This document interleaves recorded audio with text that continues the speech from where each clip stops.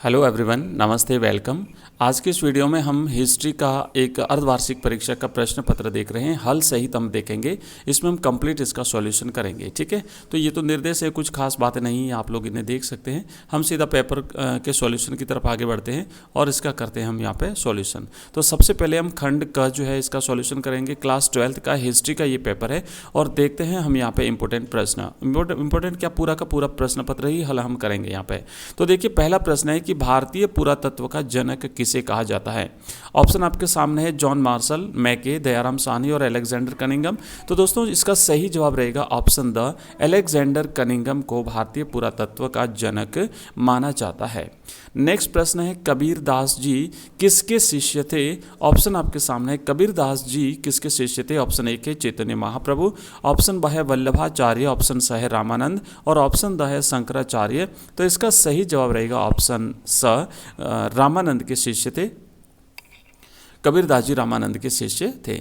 Next प्रश्न है, यहाँ पे आप देखेंगे अगला जो प्रश्न है, निम्नांकित में से मगध की राजधानी कौन सी थी। उज्जैन, पाटलिपुत्र, तक्षशिला और काशी। तो इसका सही जवाब है जो पाटलिपुत्र है ये है, मगध की राजधानी पाटलिपुत्र रही थी।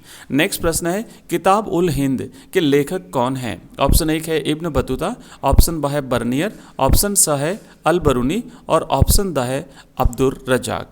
तो इसका सही जवाब रहेगा ऑप्शन स, अल बरूनी जो है वो किताब उल हिंद के लेखक हैं। अल बरूनी ने किताब उल हिंद को अरबी भाषा में लिखा था और इसमें धर्म, दर्शन, ज्ञान, विज्ञान के बारे में बहुत सारी जानकारी हमें मिलती है। तो ये किताब उल हिंद जो है वो अल बरूनी की किताब है।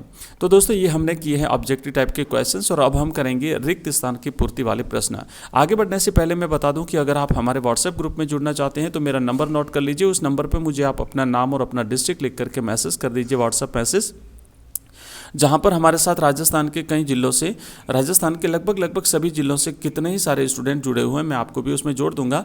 और इसके अलावा हमारा टेलीग्राम चैनल है, एजुकेशन राइज नाम से टेलीग्राम पर अवेलेबल है। आप सर्च करेंगे एजुकेशन राइज, अदरवाइज इस वीडियो के डिस्क्रिप्शन में आपको एक लिंक मिलेगा, उस लिंक पर क्लिक करके भी आप हमारा टेलीग्राम चैनल ज्वाइन कर सकते हैं। वहाँ पर भी आपको मिलेगी हमारी PDF। और ये जो हम जो पेपर कर रहे हैं, इसी प्रकार के और भी खूब सारे पेपर हमने किए हैं, उन सबकी PDF भी हमारे टेलीग्राम चैनल में आपको मिल जाएगी, हमारे व्हाट्सएप ग्रुप में मिलेगी। और इसी के साथ साथ हमारा ऐप है एजुकेशन राइज नाम से, प्ले स्टोर पर अवेलेबल है और उसका लिंक भी इस वीडियो के डिस्क्रिप्शन में मिल जाएगा। तो आप हमारा ऐप डाउनलोड करिए, वहाँ पर भी आपको हमारे PDF और हमारे द्वारा जारी मॉडल पेपर्स, इसके अलावा वहाँ पर आपको ऑनलाइन टेस्ट देने की सुविधा, हमारे सभी वीडियो लेक्चर्स और क्लास 12th के रिलेटेड कुछ इंपॉर्टेंट कोर्सेज भी हमने वहाँ पर लॉन्च किए, आपको मिलेंगे। तो लिंक इस वीडियो के डिस्क्रिप्शन में मिलेगी। और मेरा नंबर नोट करिए, नंबर है 9079622989। एक बार फिर से रिपीट कर देता हूँ, इस नंबर पर आप मुझे मैसेज करेंगे व्हाट्सएप के माध्यम से। व्हाट्सएप ग्रुप में जुड़ने के लिए नंबर है 9079622989। चलिए आगे बढ़ते हैं और नेक्स्ट हम प्रश्न देखते हैं, 5वां। जूते हुए खेत के साक्ष्य प्राप्त हुए हैं। तो जूते हुए खेत के साक्ष्य जो है वो राजस्थान में कालीबंगा से प्राप्त हुए हैं। तो आप यहाँ पे लिखेंगे कालीबंगा, हनुमानगढ़, राजस्थान। तो आपको केवल कालीबंगा लिखना है, ठीक है। नेक्स्ट प्रश्न है 6ठा, झांसी में 1857 की क्रांति का नेतृत्व किया था। तो झांसी में 1857 की क्रांति का नेतृत्व झांसी की रानी लक्ष्मीबाई ने किया था। तो यहाँ पर लिखेंगे लक्ष्मीबाई। नेक्स्ट प्रश्न है 7वां, अंग्रेजों ने रेत शब्द का प्रयोग के लिए किया। तो अंग्रेजों ने अपने अभिलेखों में रेत शब्द का प्रयोग किसानों के लिए किया था और इसी से संबंधित उन्होंने दक्कन महाराष्ट्र में एक राजस्व प्रणाली लागू की गई थी, जिसे रेतवाड़ी प्रणाली के नाम से जाना जाता है। इससे पहले इन्होंने बंगाल में स्तंभरारी बंदोबस्त या स्थायी बंदोबस्त लागू किया था, जो कि जमींदारों के साथ था, और रेतवाड़ी व्यवस्था किसानों के साथ डायरेक्ट इन्होंने लागू करी थी। नेक्स्ट प्रश्न है, अशोक के अभिलेखों को सर्वप्रथम पढ़ा। तो अशोक के जो अभिलेख थे, इन्हें जेम्स प्रिंसेप ने सबसे पहले पढ़ा था, है ना, जेम्स प्रिंसेप, इसका सही जवाब रहेगा। तो ये तो हमने किए हैं दोस्तों रिक्त स्थान वाले, अभी हमने कर दिए हैं, और उससे पहले हमने किए हैं ऑब्जेक्टिव टाइप के जो आपके क्वेश्चंस हैं। और अब हम यहाँ पे करेंगे करेंगे मिलान करने वाले प्रश्न। तो मिलान करने वाले प्रश्न है, पहला प्रश्न है आपको मिलाना है कानपुर, और एक तरफ तो है जो केंद्र थे 1857 में, 1857 की क्रांति के केंद्र, और दूसरी तरफ है वहाँ के नेतृत्वकर्ता। ठीक है, तो कानपुर है, उसके बाद अवध है, फिर आरा बिहार है, और फिर यहाँ पर है बैरकपुर। तो कानपुर से जो है वो नेतृत्व किया था नाना साहब ने, तो इसको आपको मिलाना है, इसको मिलाएंगे। नाना साहब ने कानपुर से नेतृत्व किया था, और अवध से नेतृत्व किया था बेगम हजरत महल, है ना, बेगम हजरत महल ने, और आरा बिहार से किया था कुंवर सिंह ने। तो इसका मिलान करेंगे आप ब से, और बैरकपुर छावनी में मंगल पांडे, तो यहाँ पर इसको मिलाएंगे आप इससे। तो इस तरीके से जो है वो इसका मिलान करना है। आप एग्जाम के दृष्टिकोण से जितने भी 1857 की क्रांति के केंद्र रहे हैं उन सबको एक दूसरे से अच्छी तरह से याद कर लीजिए। वहाँ के जो क्या कहते हैं नेतृत्वकर्ता जो थे उनको भी आप अच्छी तरह से याद कर लीजिएगा। ठीक है, प्रश्न कहीं से भी पूछा जा सकता है। आगे बढ़ते हैं, नेक्स्ट हमारा प्रश्न है। अब यहाँ पर क्या करना है आपको, राइट या गलत का चिन्ह अंकित करना है। पहला प्रश्न है, 10वां प्रश्न है कि मिट्टी के हल के प्रतिरूप बनावली से प्राप्त हुए हैं, सही है कि गलत है? तो आपको इसमें करना है कि सही है, बिल्कुल, क्योंकि मिट्टी के हल के प्रतिरूप जो हैं वो बनावली हरियाणा से प्राप्त हुए हैं। दूसरा एक जो प्रश्न आया था ना अभी ऊपर की, हल से जूते हुए खेत के प्रमाण कहाँ से मिले हैं? तो हल से जूते हुए खेत के प्रमाण कालीबंगा से प्राप्त हुए हैं, और हल का जो प्रतिरूप है ये हमें बनावली हरियाणा से प्राप्त हुआ है। नेक्स्ट प्रश्न है, 1857 की क्रांति के समय मुगल बादशाह औरंगजेब था। तो गलत है दोस्तों, 1857 की क्रांति के समय मुगल बादशाह औरंगजेब नहीं था, जबकि 1857 की क्रांति के समय बहादुर शाह जफर जो है ये 1857 की क्रांति के समय जो है वो दिल्ली के बादशाह थे। तो इसको यहाँ पे आपको करना है रॉन्ग, ये रॉन्ग हो गया।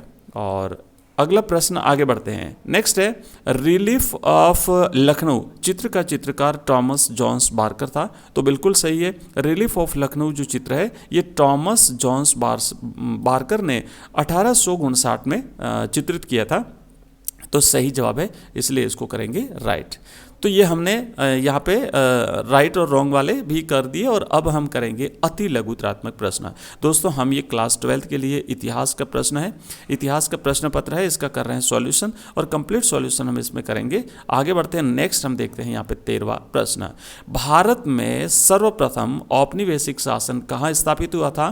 तो आप इसका आंसर आपको लिखना है, तो आप लिखेंगे कि भारत में सर्वप्रथम औपनिवेशिक शासन बंगाल में स्थापित हुआ था। ठीक है, बंगाल में स्थापित हुआ था भारत में सबसे पहले औपनिवेशिक शासन।